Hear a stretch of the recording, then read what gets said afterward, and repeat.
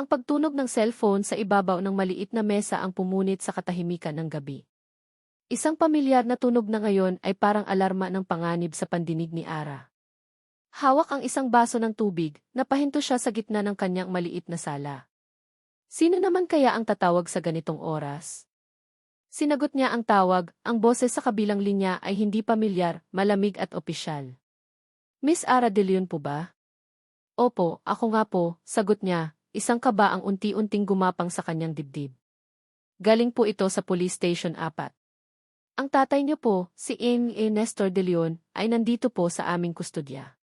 Nabitiwan ni Ara ang baso. Bumagsak ito sa sahig at naging 1,000 piraso, kasabay ng pagbasag ng kanyang mundo. Ano pong sabi niyo? Pulis? Ang tatay ko. Impossible po.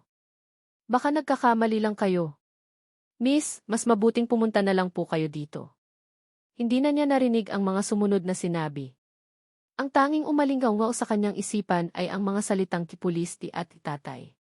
Ang kanyang tatay Nestor, ang pinakamabait at pinakamarunong na tao na kilala niya, ang haligi ng kanilang pamilya, ay nasa istasyon ng pulis. Hindi. Hindi maaari.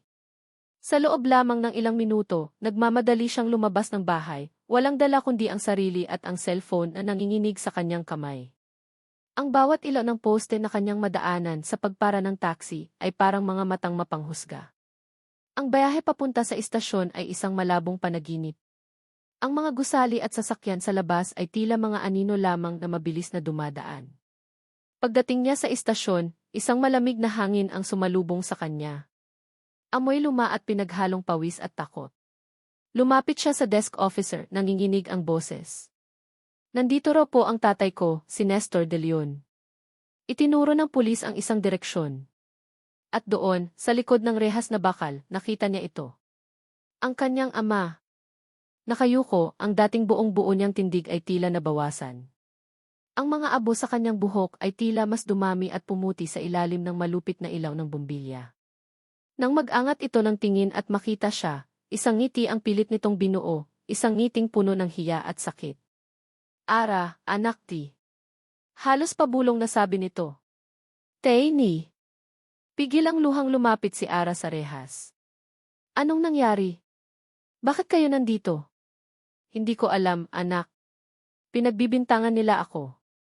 Pagnanakaw daw sa kumpanya. Pero alam mo namang hindi ko magagawa yon. Tumango si Ara, sunod-sunod. Alam ko, tay. Alam ko.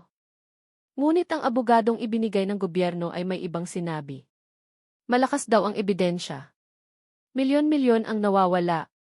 At ang pirma ng kanyang ama ay nasa lahat ng dokumento. Walang piyansa. Gumuho ang lahat ng pag-asa ni Ara. Saan siya kukuha ng tulong? Ang kanilang mga kamag-anak ay kapos din, ang mga kaibigan niya ay wala ring kakayahan. Sa kanyang pag-iisip, isang pangalan ang pumasok sa kanyang isip. Isang pangalan na 5 taon na niyang pilit na kinakalimutan, pilit na ibinabaon sa limot. Isang pangalan na katumbas ng kapangyarihan. Marco Imperial.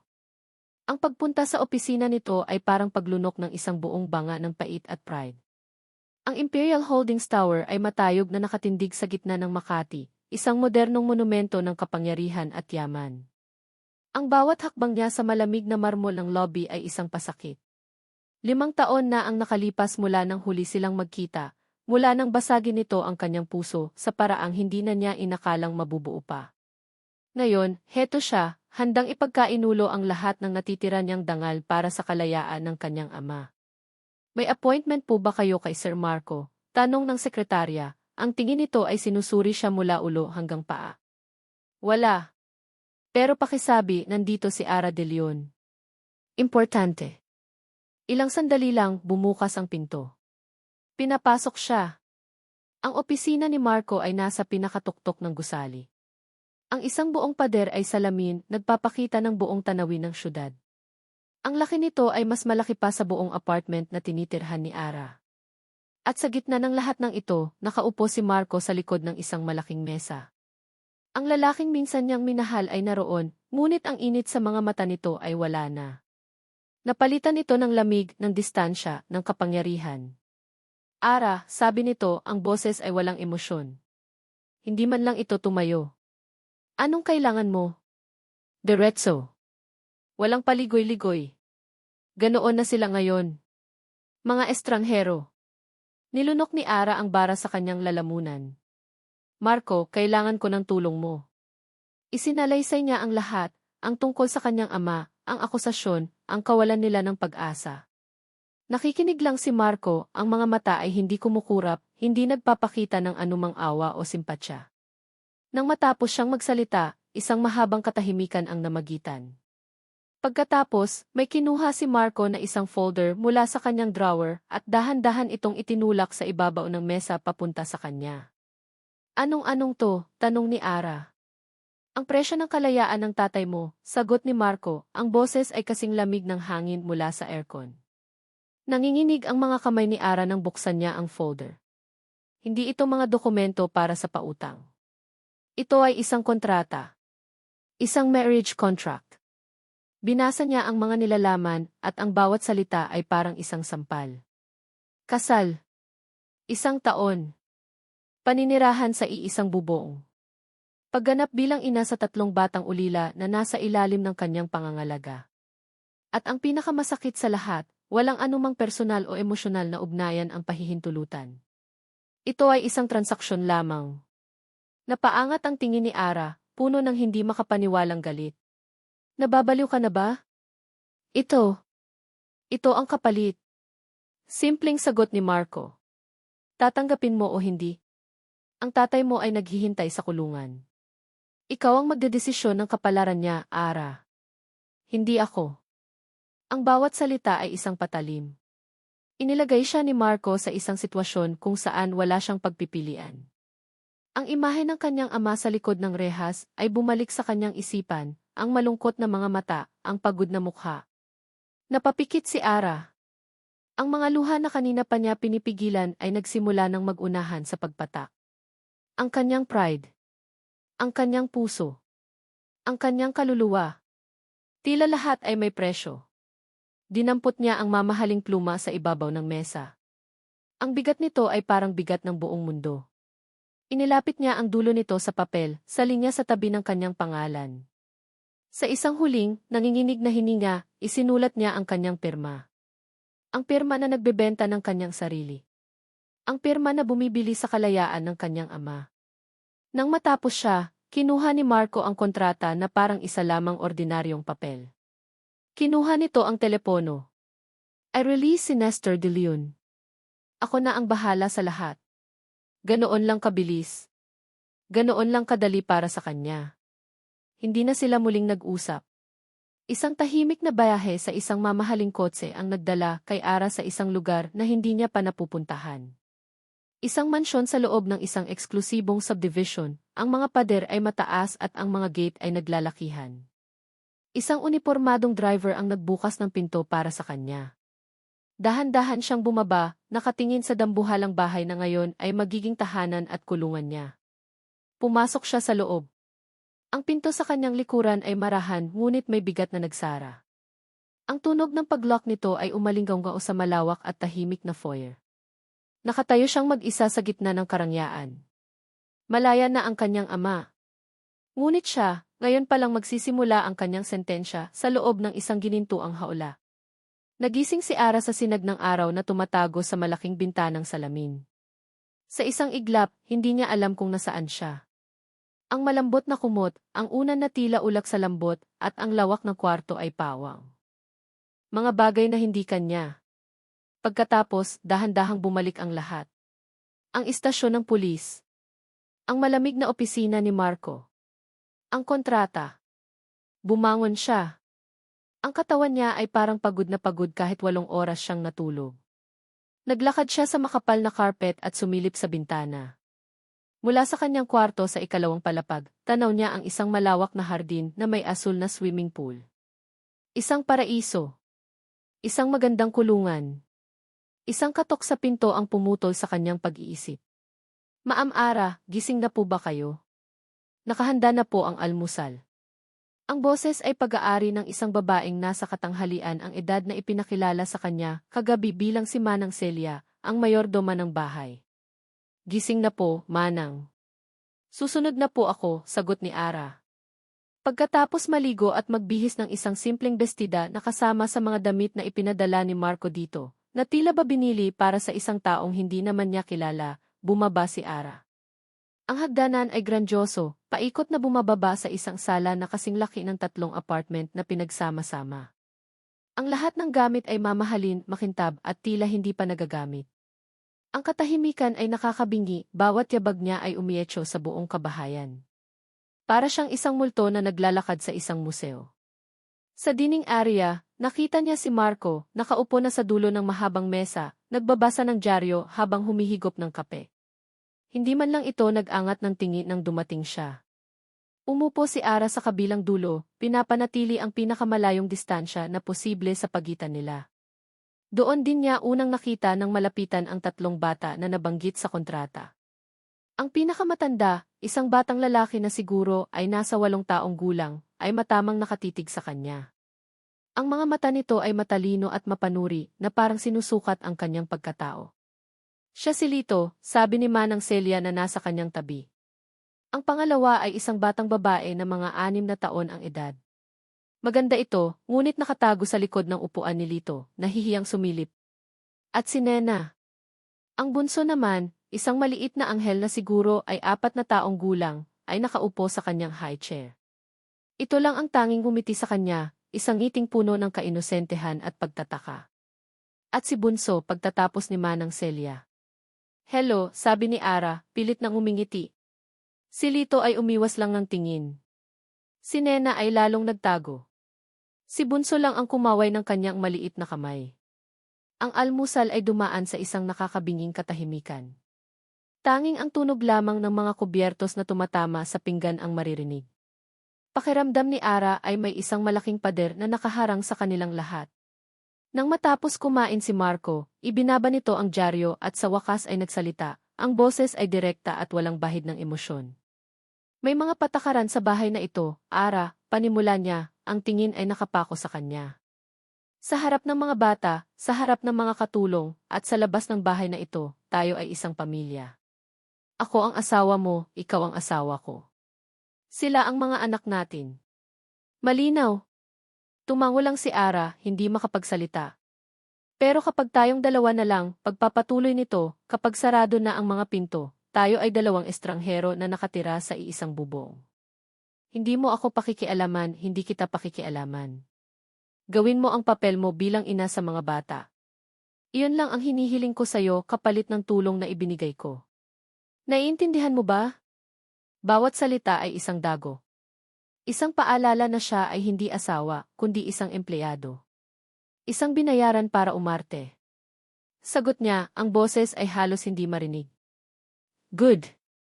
Tumayo si Marco, inayos ang kanyang coat. May meeting ako. Manang Celia, kayo na ang bahala sa kanila.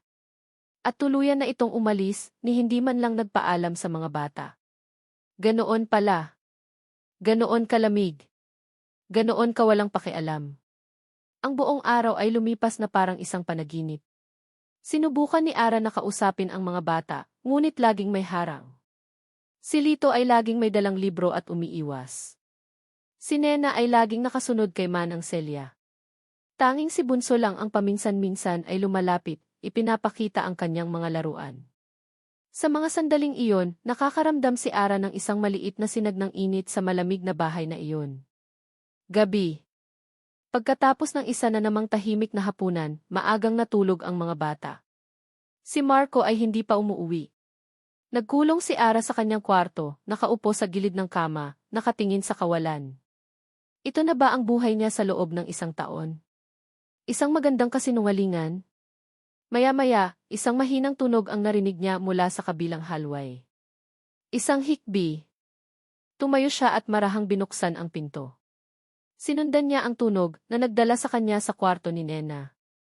Nakita niya ang bata na nakabaluktot sa kama, nanginginig at umiiyak habang natutulog.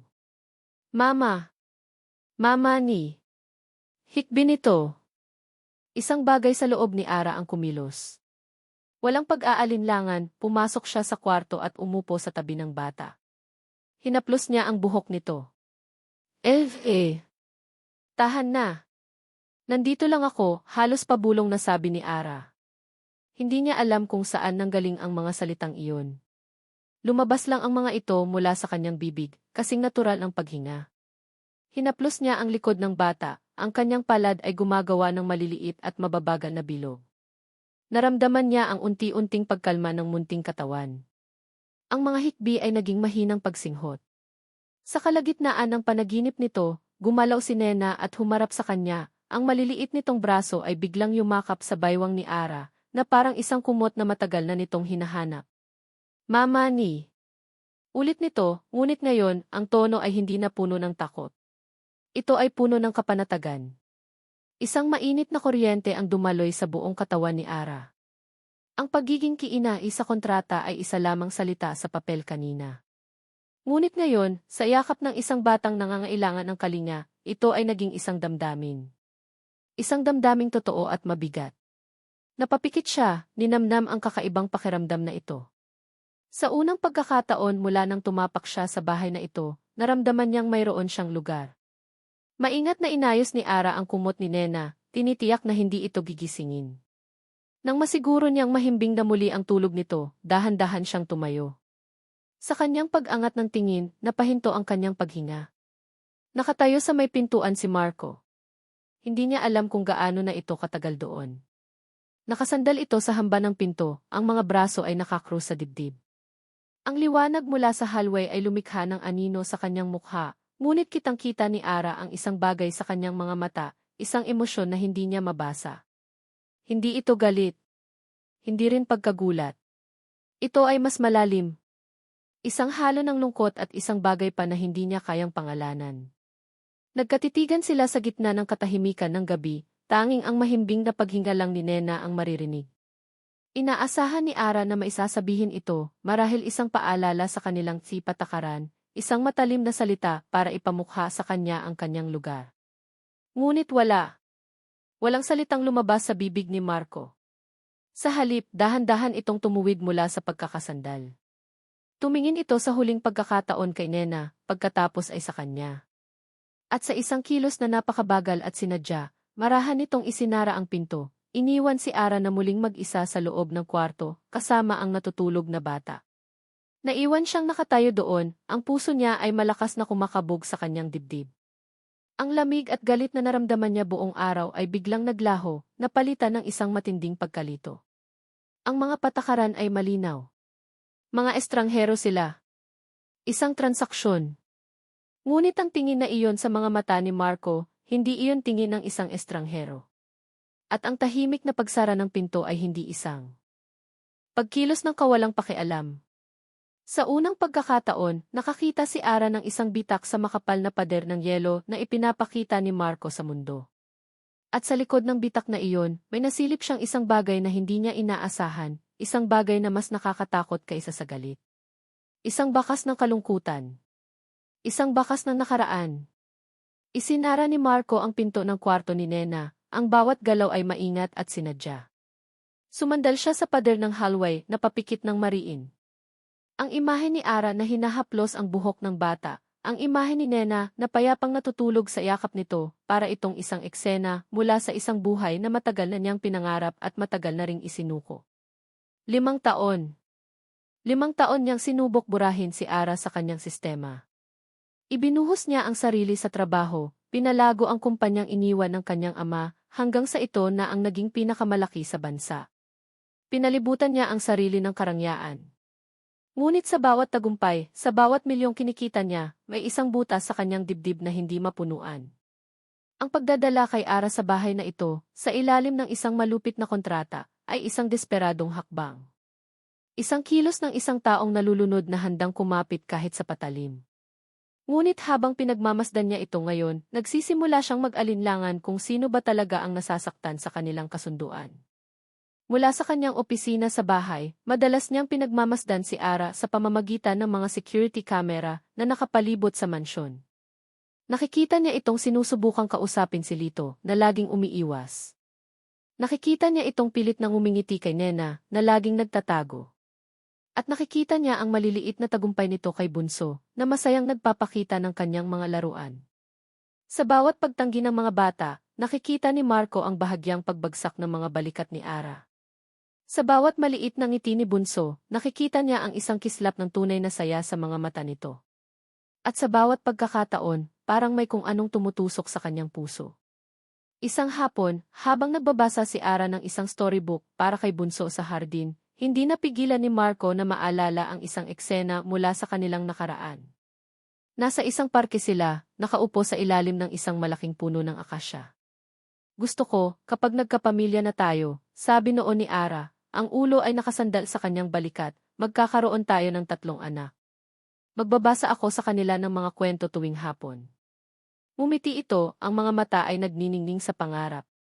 At ikaw, ituturo mo sa kanila kung paano maging matapang at mabuti, katulad mo. Naputol ang kanyang pagbabalik-tanaw nang marinig niya ang sigaw ni Manang Celia mula sa ibaba. Sir Marco! Sir Marco! Si Bunso po! Mabilis siyang bumaba. Nadatnan niya si Ara na buhat-buhat ang bata, ang mukha ay puno ng pag-aalala. Si Bunso ay umiiyak, at nang hawakan ni Marco ang noo nito, naramdaman niya ang nag-aalab na init. Nilalagnat ito. Mataas ang lagnat. Dalhin natin siya sa ospital, walang pag-aalinlang ang sabi ni Marco. Walang oras para sa mga tipatakaran. Walang oras para sa pagkukunwari. Ang tanging mahalaga sa sandaling iyon ay ang bata. Sa loob ng kotse, si Ara ay nasa likod, yakap-yakap si Bunso na hindi tumitigil sa pag-iyak. Si Marco naman ay nagmamaneho ng mabilis, ang mga mata ay nakatuon sa daan, ngunit ang buong isipan ay nasa kanila. Ang pag-aalala sa mukha ni Ara ay totoo. Ang paraan ng pagyakap niya kay Bunso ay hindi pag-arte. Sa emergency room, ang bawat minuto ay parang 1 oras. Nang sa wakas ay masabi ng doktor na isa lamang itong viral infection at ligtas na ang bata, doon lang sila nakahinga ng maluwag. Inilipat si Bunso sa isang pribadong kwarto para maobserbahan. Sa silid-hintayan, habang naghihintay na bumaba ang lagnat ni Bunso, umupo silang dalawa ni Ara. Ang pagod at tensyon ng mga nakaraang oras ay bumagsak sa kanila. Walang nagsasalita. Maya-maya, naramdaman ni Marco ang isang bigat sa kanyang balikat. Napatingin siya. Si Ara, sa sobrang pagod, ay nakatulog at sumandal sa kanya. Napahinto sa paghinga si Marco. Napakalapit.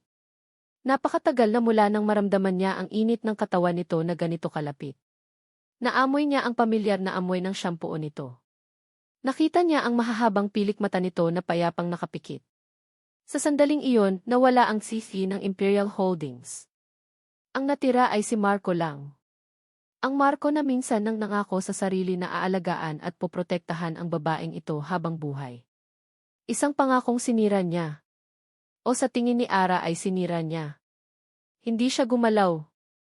Ayaw niyang gumalaw. Nais niyang manatili sila sa ganoong posisyon magpakailanman. Nais niyang itigil ang oras. Ngunit alam niyang imposible iyon. Ang tanging magagawa niya ay ang namnamin ang ninakaw na sandaling iyon, itago ito sa kanyang alaala, kasama ng iba pang mga paano kung. Nang sa wakas ay magising si Ara, nag-angat ito ng tingin, bahagyang nagulat nang mapagtantong nakasandal ito sa kanya. Mabilis itong umayos ng upo. Sorry, sabi nito, ang mukha ay namumula. Okay lang, sagot ni Marco, pilit na pinapakalma ang sariling puso. Nang makauwi sila kinaumagahan, pagod ngunit panatag na dahil maayos na si Bunso, ihinatid ni Marco si Ara sa pinto ng kwarto nito. Bago ito pumasok, lumingon ito sa kanya. Salamat, Marco, sabi nito, ang boses ay mahina ngunit tapat. Ito ang unang pagkakataon na narinig niya itong magpasalamat ng walang bahid ng galit o pait. Tumango lang si Marco, hindi makahanap ng mga salita. Pumasok si Ara sa kanyang silid at isinara ang pinto. Naiwan siyang nakatayo sa hallway, isang maliit na ngiti ang sumilay sa kanyang mga labi. Isang maliit na sinag ng pag-asa ang tumagos sa kadiliman ng kanyang puso. Marahil ay may pag-asa pa. Pumasok siya sa kanyang opisina at umupo sa kanyang upuan, ang isip ay lumilipad.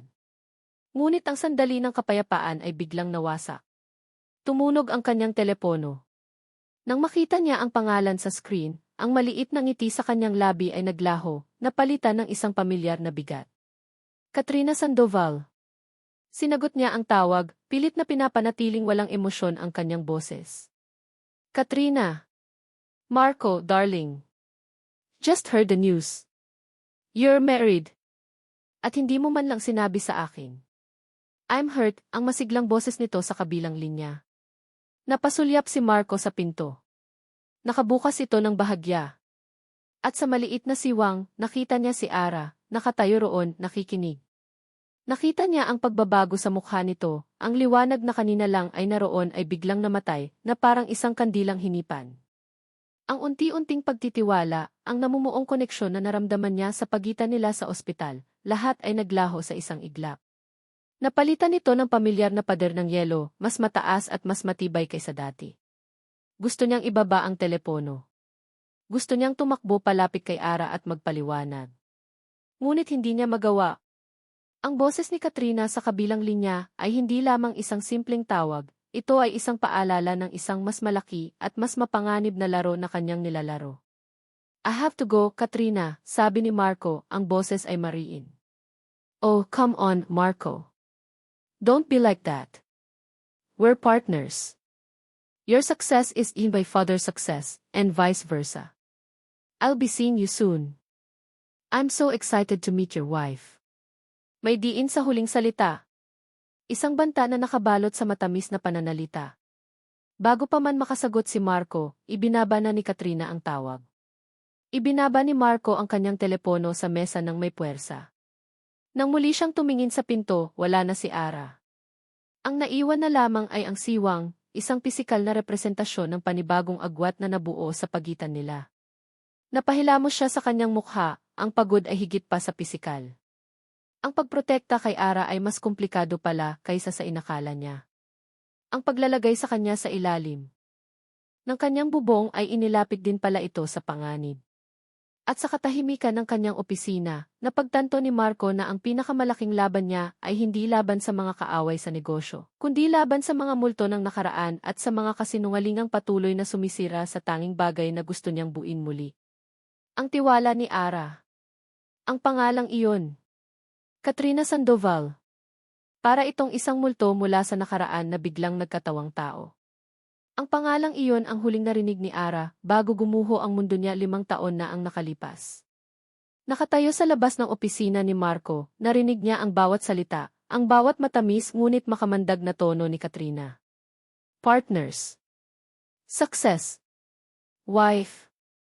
Ang mga salita ay tumago sa kanyang puso na parang mga bubog. Ang maliit na init na naramdaman niya sa ospital, ang namumuong pag-asa na baka lang may katotohanan sa likod ng kanilang sapilitang pagsasama, lahat ay nagyelo at nabasag. Mabilis siyang bumalik sa kanyang kwarto, isinara ang pinto at sumandal dito. Bumalik na naman siya sa simula. Ang tingin ni Marco sa ospital, ang pag-aalala nito, lahat ba iyon ay bahagi lang ng mas malaking laro? Isang laro kung saan kasama si Katrina. Ang kasal ba nila ay isa lamang paraan para makuha ang pabor ng pamilya Sandoval?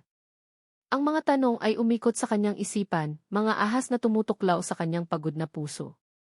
Ang Marco na nakita niya sa ospital ay nawala na. Ang bumalik ay ang malamig, kalkuladong sihi na handang gawin ang lahat para sa negosyo. At siya ay isa lamang piyesa sa larong ito. Kinabukasan, ang tensyon sa bahay ay mas masahol pa kaysa dati. Hindi na sila nag-uusap ni Marco. Mga tingin na lang na puno ng pader. Isang araw, habang nasa opisina ito, tinawagan siya ng sekretarya ni Marco. May mga lumang papeles daw sa bodega ng mansyon na kailangan niyang ayusin at i-scan para sa isang audit. Isa itong trabahong administratibo, isang bagay na pamilyar sa kanya. Pumayag siya, mas gugustuhin pa niyang maging abala kaysa malunod sa kanyang mga iniisip. Ang bodega ay nasa dulo ng isang mahabang hallway sa ground floor. Maalikabok at puno ng mga lumang gamit na natatakpan ng puting tela. Sa isang sulok, may mga kahon ng dokumento na may markang Imperial Holdings, Archives. Habang isa-isa niyang binubuklat ang mga folder, isang kahon ang nakaagaw ng kanyang pansin. Wala itong label ng kumpanya. Ang nakasulat lang dito sa sulat kamay ay personal. Dahil sa kuryosidad, binuksan niya ito. Ang nasa loob ay hindi mga dokumento ng kumpanya. Ang mga ito ay mga personal na papel. At sa ibabaw ng lahat, may isang folder. Nanginginig ang mga kamay ni Ara nang buksan niya ito. Ang mga mata niya ay nanlaki sa kanyang nakita. Mga resibo. Napakaraming resibo. Ang una niyang nakita ay isang resibo mula sa ospital kung saan na-confine ang kanyang ina bago ito pumanaw 3 taon na ang nakalipas. Ang buong halaga ng bayarin na hanggang ngayon ay akala niya inabayaran sa tulong ng mga utang at kawanggawa ay nakasulat doon, paid in full. Sa ibaba, nakalagay ang pangalan ng nagbayad, the North Star Foundation. Napakunot ang noo ni Ara. Hindi pamilyar ang pangalan ng foundation. Patuloy siyang naghalungkat. Nakita niya ang mga resibo ng matrikula ng kanyang mga kapatid sa kolehiyo. Taon-taon, mula pa noong 5 taon na ang nakalipas, lahat ay bayad. Muli ang nagbayad, the North Star Foundation. Sino sila? Bakit nila tinutulungan ang pamilya niya? Sa ilalim ng lahat ng resibo, may isang dokumento. Isang certificate of registration mula sa DIS. Nanginginig niyang binasa ang pangalan ng nagtatag at nag-iisang benefactor ng the North Star Foundation. Marco Imperial. Nabitiwan ni Ara ang mga papel. Napaupo siya sa sahig, sa gitna ng alikabok at mga lumang gamit. Ang hangin ay tila nawala sa kanyang mga baga. 5 taon. Sa loob ng 5 taon, habang kinamumuhian niya si Marco, habang isinusumpa niya ang pangalan nito, habang pinipilit niyang mabuhay ng walang anino nito, tinutulungan pala siya nito sa paraang hindi niya alam. Ang bigat ng utang na loob na akala niya ay pasanin ng kanyang ama ay pasanin pala ni Marco. Ang bawat gamot ng kanyang ina, ang bawat semestre ng kanyang mga kapatid lahat ay galing dito. Nagsimula siyang magbilang.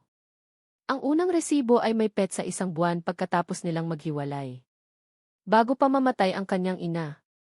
Bago pa magkasakit ang ama niya. Bago pa magkaroon ng anumang kontrata. Ginagawa na niya ito nang walang hinihinging kapalit.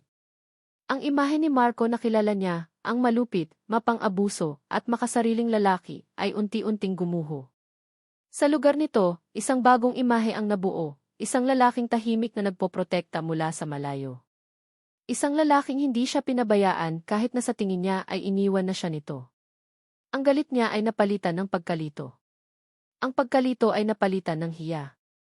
At ang hiya ay naging isang matinding kirot ng pagsisisi. Paano niya nagawang husgahan ito ng ganito kabigat? Dala ang folder, tumayo si Ara. Kailangan niyang makausap si Marco.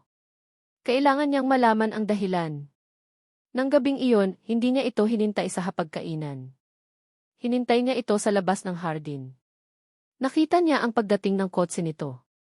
Nakita niya itong bumaba, ang mukha ay pagod mula sa maghapong trabaho. Naglalakad dito sa hardin, naglalaro kasama ang 3 bata na masayang sumalubong dito. Si Lito, sa unang pagkakataon, ay ngumiti habang karga-karga ito ni Marco. Tumayo lang si Ara sa di kalayuan, pinagmamasdan ang eksena. Isang pamilya. Isang masayang pamilya. At sa gitna nito ay si Marco, hindi ang malamig na kundi isang ama. Nang sa wakas ay mapansin siya ni Marco, nakita nito ang folder sa kanyang mga kamay. Ang ngiti sa labi nito ay unti-unting nawala. Dahan-dahan itong lumapit sa kanya, ang mga mata ay nagtatanong. May problema ba? Tanong nito, ang boses ay maingat. Hindi makapagsalita si Ara. Ang lalamunan niya ay parang may bara. Dahan-dahan, itinaas niya ang folder. Ang mga kamay niya ay nanginginig. Ang mga mata niya ay nagsimulang mamasa. Hindi na niya kailangang magsalita. Sa isang tingin lang sa mga papel na hawak niya, alam na ni Marco. Alam na niya na nalaman na ni Ara ang kanyang pinakatatagong lihim. Ang katahimikan sa hardin ay mas mabigat kaysa sa anumang sigawan. Ang tanging maririnig lang ay ang mahinang tawanan ng mga bata sa di kalayuan, isang maligayang tunog na kabaligtaran ng tensyon sa pagitan ni Ara at Marco. Tinitigan ni Marco ang folder, pagkatapos ay ang mga mata ni Ara na puno ng luha at pagkalito. Bumuntong hininga siya, isang tunog ng pagsuko. Halika, mag-usap tayo sa loob. Sa loob ng kanyang opisina, kung saan nagsimula ang kanilang kasunduan, doon din nila hinarap ang isang katotohanang mas malalim pa sa kontrata. Bakit?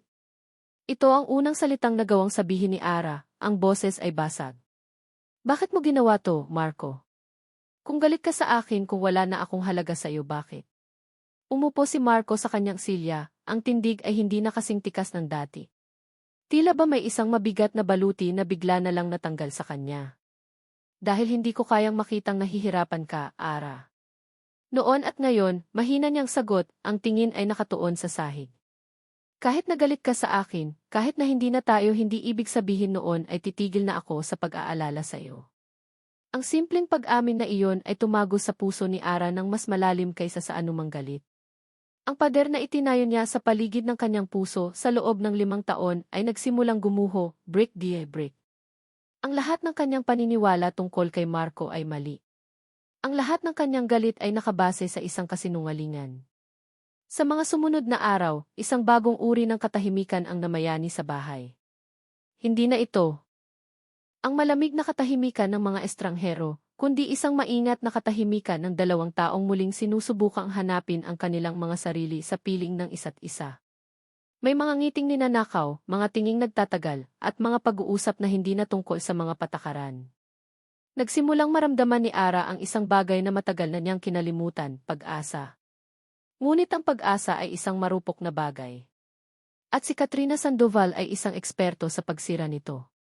Dumating ang araw ng isang malaking charity gala para sa Imperial Holdings.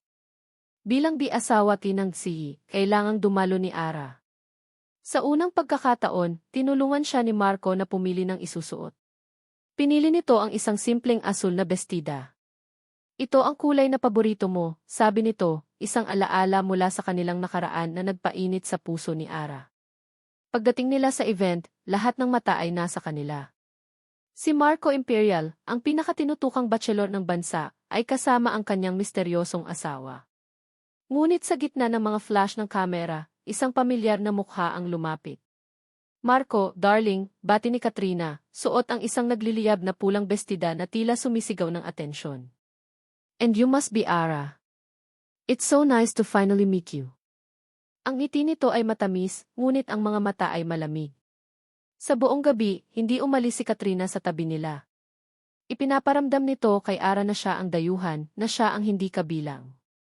Bawat pagkakataon, ipinapamukha nito ang e-partnership nila ni Marco, ang mga tagumpay na pinagsamahan nila. Ang pinakamasakit na sandali ay dumating nang may isang reporter na lumapit. Miss Imperial, Jing Sandoval, marami ang nagsasabi na kayo sana ang perfect power couple. May katotohanan ba sa mga chismis noon? Bago pa man makasagot si Marco, si Katrina na ang sumagot. Oh, Marco and I go way back, sabi nito, ang kamay ay biglang kumapit sa braso ni Marco. We've made a lot of sacrifices for the company. Biglang, sa harap ng mga kamera, nadulas si Katrina at natumba papunta sa mga bisig ni Marco. Isang perpektong pagkakataon. Ang mga flash ay sunod-sunod na kumislap, kinukunan ang eksena na para bang si Marco ay sumasalo sa isang babaeng mahal niya. Hindi na kinaya ni Ara. Tumalikod siya at mabilis na naglakad papunta sa balkonahe. Kailangan niya ng hangin. Sumunod si Katrina. Alam mo, Ara, panimula nito, ang boses ay puno ng huwad na awa. Huwag mong personalin ang mga bagay-bagay. Ang negosyo ay negosyo. Minsan, kailangan nating gawin ang mga bagay na hindi natin gusto para sa ikabubuti ng lahat. That kiss, it was for my father, an important business partner. Ginagawa lang ni Marco ang lahat para sa kumpanya. Katulad ng pagpapakasal sa'yo. Bawat salita ay isang lason. Ang halik? Anong halik? Pero hindi na mahalaga. Ang mensahe ay malinaw. Ang kasal nila ay isang transaksyon pa rin. Isang business deal. Ang lahat ng kabaitan ni Marco, ang pagtulong nito, marahil ay bahagi lang din ng pagkalkula. Pag-uwi nila, ang katahimikan sa kotse ay nakakabingi. Pagdating sa bahay, hindi na napigilan ni Ara ang kanyang sarili. Ibinato niya sa mesa ang dyaryo na agad na inihatid sa kanila, na naglalaman ng litrato ni Marco at Katrina sa front page. Litrato ng pagkukunwari, sigaw niya, ang boses ay nanginginig sa galit at sakit. Ito na naman. Pagkatapos ng lahat, niloloko mo pa rin ako, Marco. Akala ko totoo na. Akala ko nagbabago na ang lahat. Ara, hindi yan totoo. It was a setup, pagtatanggol ni Marco. Setup? O bahagi ng business deal nyo? Ilang beses mo pa akong gagawing tanga, Marco? Pagod na ako.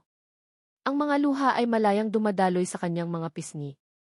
Ang pusong nagsimula ng mabuo ay muling nabasag at ngayon mas masakit pa kaysa sa una. Pumanhik siya sa kanyang kwarto, kinuha ang isang maleta at sinimulang ilagay doon ang kanyang mga damit ng walang direksyon. Hinabol siya ni Marco. Ara, sandali. Mag-usap tayo. Wala na tayong dapat pag-usapan, sigaw niya. Hindi ko na kaya, Marco. Tapusin na natin to. Humarap siya kay Marco, ang mukha ay basang-basa ng luha, ang mga mata ay puno ng pinal na desisyon. Hindi ko na kayang mabuhay sa isang kasinungalingan.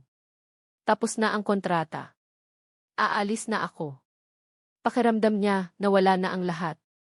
Ang pag-asang naramdaman niya ay naging isang masakit na biro. Muli, mag-isa na naman siya. At sa pagkakataong ito, siya na mismo ang pumipili na umalis. Hawak ni Ara ang handle ng kanyang maleta. Ang bawat hibla ng kanyang katawan ay sumisigaw na tumakbo palayo. Palayo sa sakit, sa mga kasinungalingan, sa mga sirang pangarap. Ngunit nang akma siyang lalampasan si Marco, humarang ito sa pinto, ang katawan nito ay isang desperadong pader na pumipigil sa kanyang pag-alis. Huwag kang umalis, pakiusap, sabi ni Marco, ang boses ay hindi na malamig o kontrolado. Ito ay basag at puno ng isang emosyon na hindi pa naririnig ni Ara mula sa kanya, takot. May kailangan kang malaman. Ang buong katotohanan. Katotohanan, tumawa si Ara ng mapait.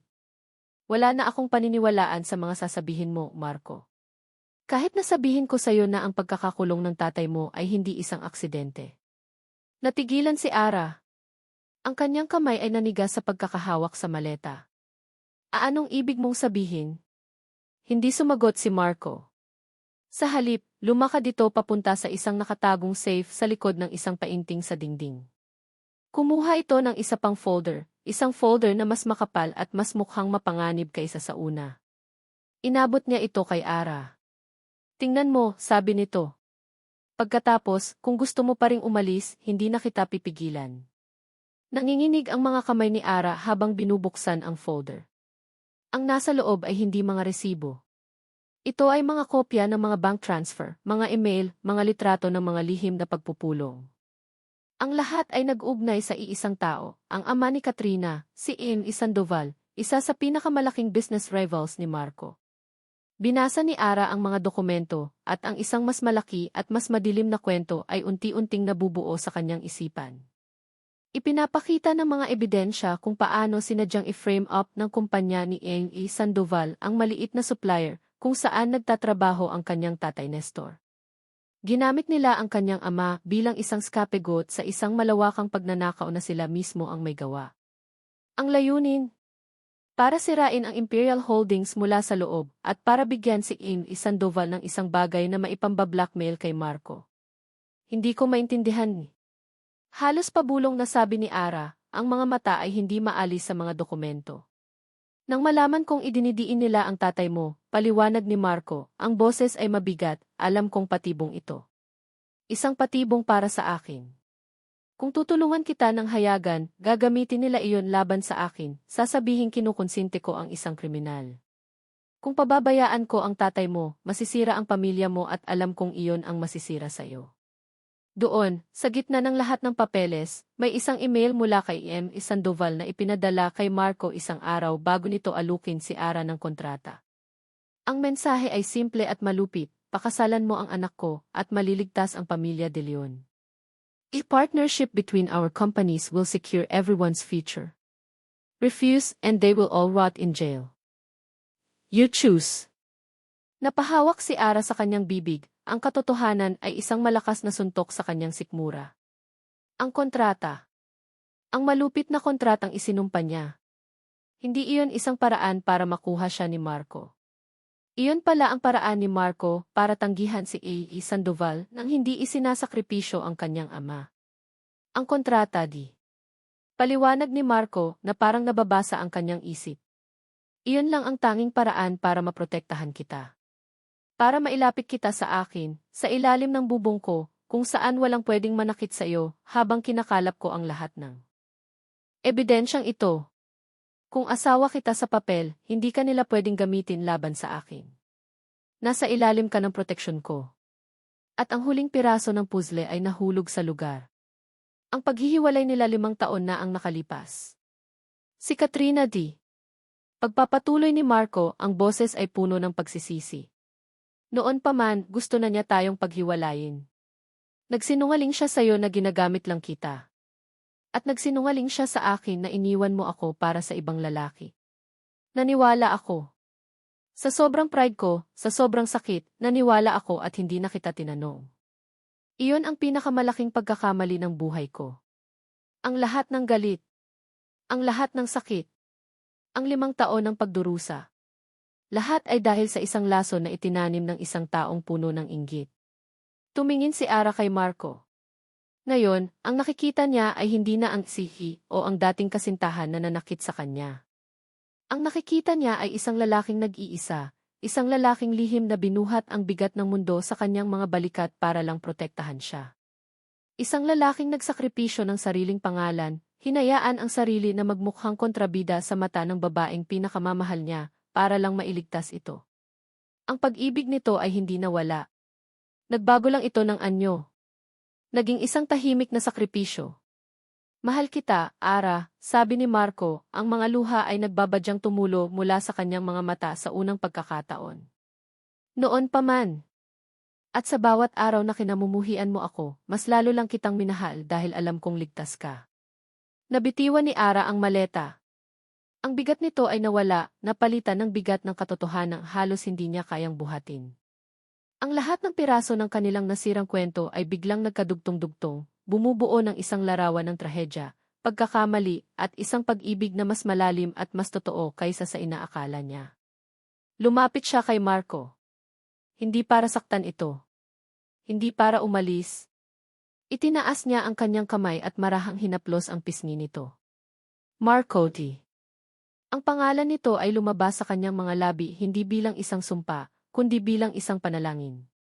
Isang panalangin ng pasasalamat, ng pagsisisi, at ng isang bagong simula na hindi niya inakalang posible. Ang pagbubunyag ng katotohanan ay parang isang malakas na bagyo na dumaan sa mansyon, winasak ang lahat ng pader ng galit at pagdududa, at nag-iwan ng isang tahimik at malinaw na landas. Wala nang luha ng sakit, tanging mga luha na lang ng pag-unawa. Sa unang pagkakataon, hindi na sila si Ara de Leon at si Marco Imperial. Sila na ulit si Ara at Marco, 2 taong nasaktan, nagkamali, ngunit hindi kailanman tumigil sa pagmamahal. Hindi na nila kailangan pang magsalita. Sa isang tingin, sa isang yakap, ang lahat ng sugat ng nakalipas na 5 taon ay nagsimulang maghilom. Hindi sila nag-aksaya ng panahon. Kinabukasan, magkasama silang kumilos. Ang eksena sa boardroom ng Imperial Holdings ay parang isang pelikula. Naroon si Amy Sandoval, kampante at mayabang, kasama ang kanyang anak na si Katrina. Inaasahan nila ang isang anunsyo ng partnership, ang pagsasanib puwersa ng kanilang mga kumpanya. Ngunit ang kanilang pagtataka ay hindi masukat nang pumasok si Marco na kasama si Ara, hindi bilang isang bihag, kundi bilang isang kakampi. Bago tayo magsimula, panimula ni Marco, ang boses ay kalmado ngunit may bigat ng bakal, mayroon lang kaming nais ibahagi sa board. Isa-isang inilatag ni Marco at Ara ang mga ebidensya. Ang mga dokumento mula sa folder. Ang mga testimonya mula sa ibang mga supplier na biktima rin ng pamilya Sandoval. Ang email na naglalaman ng blackmail. Ang mukha ni Amy Sandoval ay namutla. Si Katrina ay hindi makapaniwala. Sinubukan nilang itanggi ang lahat, ngunit huli na. Ang katotohanan, sa tulong ng mga abogadong matagal ng inihanda ni Marco, ay hindi mapasusubalian. Sa harap ng buong board of directors, ang kanilang mga kasinungalingan ay gumuho. Ang resulta ay mabilis at tiyak. Si Amy Sandoval at ang kanyang mga kasabwat ay inaresto. Si Katrina, bagamat hindi direktang kasangkot sa krimen, ay nawalan ng lahat ng kredibilidad at respeto. Ang kanilang imperyo ng kasinungalingan ay bumagsak. Ilang araw pagkatapos, ang pinakahihintay na araw ay dumating. Magkasamang sinundo ni Marco at Ara si Mang Nestor sa labas ng kulungan. Nang makita ni Mang Nestor ang kanyang anak na masayang nakahawak sa kamay ni Marco, walang pag-aalinlangan, walang tanong, isang ngiti lang ng pag-unawa ang ibinigay niya. Niyakap niya ng mahigpit ang kanyang anak. Salamat, iho, sabi ni Mang Nestor kay Marco, isang tapik sa balikat na naglalaman ng lahat ng pasasalamat sa mundo. Walang anuman po, tay, sagot ni Marco, ang pagtawag niya ng itay ay natural at puno ng respeto. Nang gabing iyon, sa opisina kung saan nilagdaan ni Ara ang kontrata na nagsimula ng lahat, dinala siya ni Marco. Sa ibabaw ng mesa ay nakalatag ang orihinal na marriage contract. Ayoko na nito, sabi ni Marco, hinawakan ang papel. Gusto ko ng totoo. Sa harap ni Ara, pinunit ni Marco ang kontrata sa 2, 4, hanggang sa maging maliliit na piraso na lamang ito. Ang simbolo ng kanilang paghihirap ay tuluyan ng nawala. Pagkatapos, may kinuha siyang isang maliit na kahon mula sa kanyang bulsa. Lumuhod siya sa harap ni Ara, sa parehong lugar kung saan minsan ay pinilit niya itong pumirma. Ngunit ngayon, walang pilitan, walang transaksyon. Tanging puro at tapat na pag-ibig lang. Binuksan niya ang kahon. Sa loob, isang simpleng singsing na may isang kumikinang na diamante ang naghihintay. Ara de Leon, panimula niya, ang mga mata ay nangingilid sa luha ng kaligayahan. Ang tiwala ang pinakamatibay na pundasyon. Sinira ko ang tiwala mo noon at dumaan tayo sa impyerno para lang maibalik ito. Ngayon, sa harap mo, nangangako ako na hinding-hindi ko na muling sisirain iyon. Will you be my real wife, Jiv's partner, Jivi everything? Pakasalan mo ako, Ara. This time, for real. For love. Tumango si Ara, ang mga luha ay malayang dumadaloy sa kanyang pisngi. Marco. Isinuot ni Marco ang singsing sa kanyang daliri. Perpekto. Ang huling eksena ay hindi na naganap sa isang malungkot at tahimik na mansyon. Ito ay naganap sa isang tahanan. Isang tahanan na puno ng buhay at tawanan. Nasa hapagkainan sila. Si Marco, si Ara, si Mang Nestor, at ang 3 bata, si Lito, na ngayon ay masayang nagkukwento tungkol sa kanyang araw sa eskwela, si Nena, na hindi na nagtatago at nakaupo sa tabi ni Ara, at si Bunso, na masayang kumakain habang nakakandong kay Marco. Wala nang pagkukunwari. Wala nang mga patakaran. Ang naroon na lang ay ang init ng isang tunay na pamilya, binuo hindi ng dugo, kundi ng pag-ibig, sakripisyo, at pangalawang pagkakataon. Mama, Papa, biglang tanong ni Bunso, ang kanyang maliit na boses ay pumuno sa masayang katahimikan. Kailan po tayo magkakaroon ng baby brother? Nagkatinginan si Ara at Marco, ang mga mata ay puno ng pagmamahal at pang-aasar. Isang ngiti ang sumilay sa kanilang mga labi. Isang ngiti na nagsasabing ang kanilang kwento ay hindi pa tapos. Sa katunayan, ito ay ngayon palang nagsisimula.